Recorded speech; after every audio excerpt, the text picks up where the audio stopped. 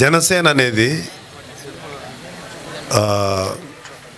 అంటే నెక్స్ట్ ఎలక్షన్స్లో ఎలా వెళ్ళాలి, నెక్స్ట్ ఎలక్షన్స్లో మనం ఎలా గెలవాలి, గెలిచి మనం ఎలా అనే ఆలోచనతో కాదు, ఒక రాబోయే తరాల కోసం పెట్టిన పార్టీ తప్ప రేపో ఎల్లుండో మనం అర్జెంటుగా గెలిచేసి పదవి మీద మనం అధికారం పెట్టాలని కోరికలు. అందుకని గత 10 సంవత్సరాల నుంచి, దానికి ముందు ఇంకొక ప్రజారాజ్యం పార్టీలో మనం వేరే కారణాల వల్ల మిస్ అయిన తర్వాత ఈ ప్రజలకి మనం చేయాలి సేవ అని పవన్ కళ్యాణ్ గారు 2014లో పార్టీ పెట్టినప్పటి నుంచి జయాపజయాలకు అతీతంగా ఫైట్ చేస్తున్నాం.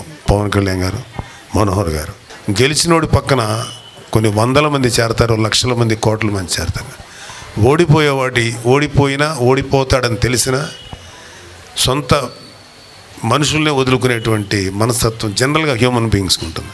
కానీ పవన్ కళ్యాణ్ గారు లాంటి గ్రేట్ లీడర్, ఆయన ఓడిపోయే కొద్దీ బలపడేటువంటి గొప్ప నాయకుడు. ఆయన ఓడిపోయే కొద్దికి బలపడతాడు. ఆయన అంటే ఇది పవన్ కళ్యాణ్ గారి నాయకుడు, కానీ ఇక్కడికి వచ్చేటప్పటికి ఆయన ప్రజానాయకుడు అంతే చూస్తా. కానీ